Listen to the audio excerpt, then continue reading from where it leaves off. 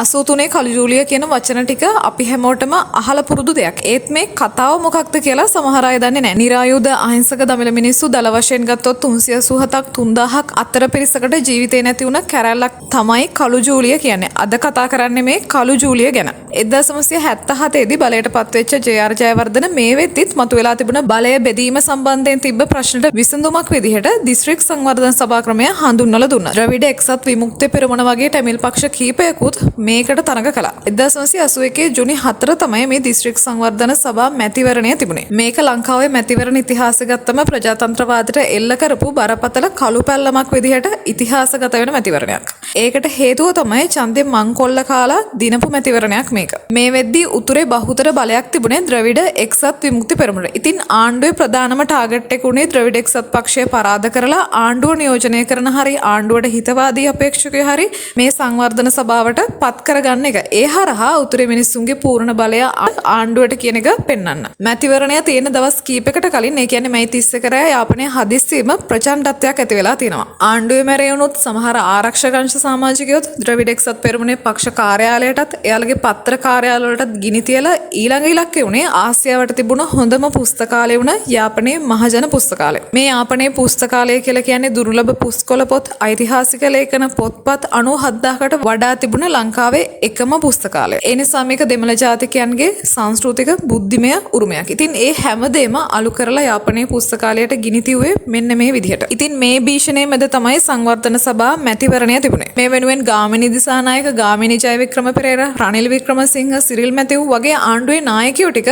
උතුරට ගිහින් තියෙනවා. ජුනි 4 උදේ වෙද්දී ඡන්ද විමසීම පටන් ගත්තට මේක සාමාන්‍ය මැතිවරණයක් වගේ උනේ නැහැ. සාමාන්‍යයෙන් මැතිවරණ රාජකාරි වලට දාන්නේ රජයේ සේවකයෝ විතරයි. ඒත් මේ මැතිවරණෙදී ආණ්ඩුවේ ඇමතිවරු වෙලා හිටියේ ගාමිණී ජයවික්‍රම පෙරේරා, සිරිල් මැතිව් දෙන්න මැදිහත් වෙලා කුරුණෑගල ඉඳන් කෝච්චි පෙට්ටි පෙරෙන්න අරන් ගියපු ආණ්ඩු හිතවාදියෝ ගොඩකුත් මැතිවරණ රාජකාරි වලට දාලා තියෙනවා. ඒ වගේම ඡන්දේ දාන අතරෙත් ඡන්දේ අවසානයේත් ගොඩක් මධ්‍යස්ථාන වලින් ඡන්ද පෙට්ටි අතුරුදහන් වෙලා තියෙනවා. ප්‍රසිද්ධියම මෙයාලා ඡන්ද පෙට්ටි වලට බොරු ඡන්ද කාඩ් පුරවලා තියෙනවා. ඡන්ද ගණන් කරද්දී ඒ ප්‍රතිඵල ආණ්ඩුවට අවශ්‍ය විදිහට වෙනස් කරලා තියෙනවා. ඒ වගේම ද්‍රවිඩ එක්සත් පෙරමුණේ නායක ඒ අමිර්තලිංගම් ඇතුළු මහජන නියෝජිතයන් කීප දෙනෙක්ම මැතිවරණ දවසේ අත්අඩංගුවට අරගෙන රඳවගෙන තියෙනවා. ඉතින් මේ විදිහට බලෙන් ඡන්දේ මංකොල්ල කාලා දමිළ මිනිස්සුන්ගේ ඡන්ද අයිතිය කුණු කූඩේට දාපු ජේ.ආර්.ගේ ඒ කියන්නේ එක්සත් ජාතික පක්ෂේ පාලනය ගැන දමිළ මිනිස්සුන්ට විශේෂයෙන්ම ඒ උතුරේ තරුණ පරම්පරාවට දකුණේ ආණ්ඩුවල ප්‍රජාතන්ත්‍රවාදය ගැන තිබුණ විශ්වාසය නැතිම වුණා. අන්තිමේ මේක LTT ඇතුළු සන්නද්ධ සංවිධානවලට හොඳ අවස්ථාවක් වුණා. ඒ නිසා ඡන්ද පෙට්ටියෙන් Tamanට සාධාරණයක් වෙන්නේ නැහැ කියලා කලකිරුණ උතුරේ තරුණ තරුණියෝ කලේ ඒ ප්‍රජාතන්ත්‍රවාදී දේශපාලනයේ අතෑරලා LTT ඇතුළු සන්නද්ධ සංවිධානත් එක්ක වේගෙන් එකතු වුණ එක. ඒ නිසා මේ ඡන්ද මංකොල්ලේ දශක ගාණක් ලංකාවේ ලේයින් කඳුලින් තෙත් වෙන්න හේතු වුණ යුද්ධ නිර්මාණය වෙන්න ප්‍රධාන අඩිතාලමක් වුණා. ඊට පස්සේ 1983 ජූලි 23 රෑ යාපනයේ තින්නවේලිවලදී LTT එක එල්ල කරපු ප්‍රහාරකින් ශ්‍රී ලංකා යුද හමුදාවේ සෙබළු 13කට ජීවිතේ නැති වුණා. ජේ.ආර්. ජයවර්ධන කලේ ඒ මිය ගියපු සෙබළුන්ගේ දේහයන් එයාලගේ ගෙවල් වලට යවනව වෙනුවට බොරැල්ල කනත්තේ එකට භූමි දානය කරපු එක. මේක ජේ.ආර්. පැහැදිලිවම දකුණේ සිංහල මිනිස්සු කලබල කරන්න ගත්ත දේශපාලනික තීරණයක්. මේ දේහයන් ගේන්නත් ඉස්සෙල්ලා මිනිස්සු කෝප වෙලා බොරැල්ල කනත්තවට එකතු වෙලා හිටිය නිසා ඒ වෙද්දී ආරක්ෂක ලේකම් ජෙනරාල් සේපාල ආටිගල කියලා තිනවා මේ දේහයන් කොළඹට ගෙනාවොත් ලොකු කලබලයක් ඇති වෙන්න පුළුවන්.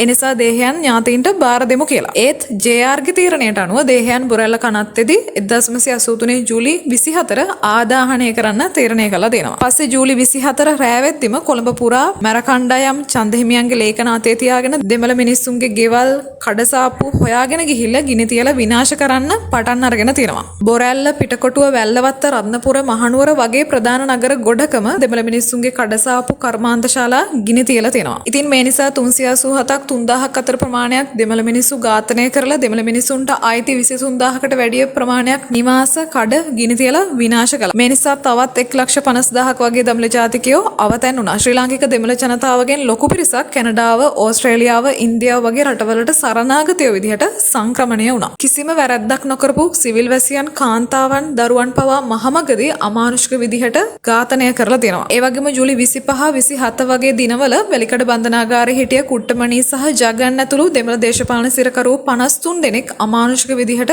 ඝාතනය කරලා තියෙනවා. මේ අතරේ Tamanගේ ජීවිත අවදානම පවා නොතක Tamanගේ දෙමළ අසල්වැසියන්, මිතුරන් Tamanගේ ගෙදර හංගගෙන ආරක්ෂාව දීලා බේරගත්ත සිංහල ජාතිකයන් දහස් ගණනකුත් හිටියා. දවස් කීපයකට පස්සේ හමුදාව පොලිසිය දාලා මේ තත්ත්වය පාලනය කළාට ඒ වෙච්ච විනාශය කියලා නිම කරන්න බෑ. ප්‍රජාතන්ත්‍රවාදය ජාතික ආරක්ෂාව ගැන තිබුණ විශ්වාසය සම්පූර්ණයෙන්ම බිඳ වැටීමත් එක්ක උතුරේ දහස් ගණන් තරුණ තරුණියෝ LTT ඇතුළු මේ සන්නද්ධ සංවිධානවලට එකතු වුණා. ඉතින් මේ කිව්ව හැමදේම එක්ක ඔයාලට තේරෙනවා ඇති කළු ජූලිය කියන්නේ එක්සත් ජාතික පක්ෂයේ එයාලගේ දේශපාලන උමනාවට ගහපු මාස්ටර් ප්ලෑන් එකක් කියලා. ඉතින් කළු ජූලිය කියන්නේ දශක 3ක් පුරා ජීවිත දහස් ගණනක් බිලිගත්ත සිවිල් යුද්ධයක ආරම්භක සංකේතයක් වගේම ජාතිවාදයත් බලලෝභී දේශපාලනයත් නිසා රටක් විනාශයට අගාධයට දාන්නේ කොහොමද කියලා ඉතිහාසය අපට කියලා දුන්න වේදනාකාරී පාඩමක්.